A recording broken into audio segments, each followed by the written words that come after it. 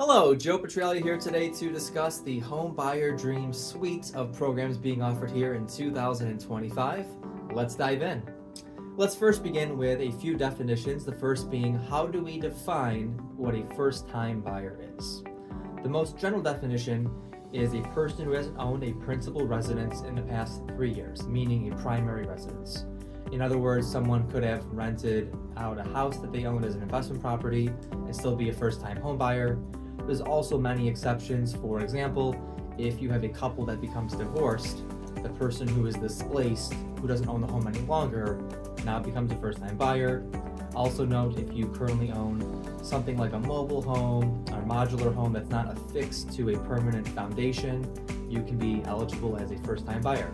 Here's a list of full definitions.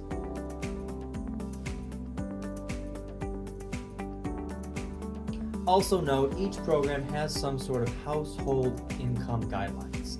Household income is defined as who are the individuals that will be residing in the property that's being purchased. Anyone who's 18 years of age or older's income has to be considered in this calculation of household income.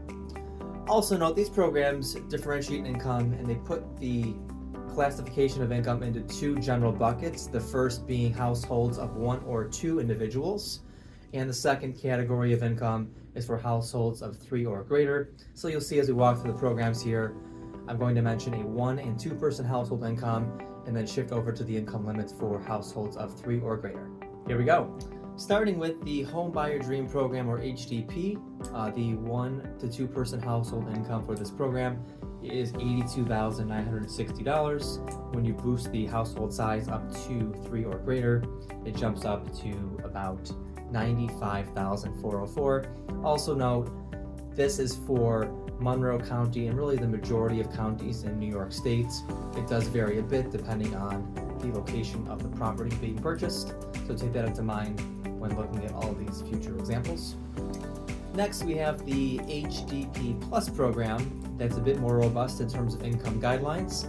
It's designed for households of 1 or 2 that earn between $82,961 and $124,040. Looking at the 3 person or greater households, income limit begins at $95,404, I should say income floor, and then that increases up to $143,106. The third and final program is called the HDP Wealth Builder, a very interesting program. There's 2 ways to qualify for it. The first being if either one of your parents does not own a property, you would qualify as this first generation type home buyer.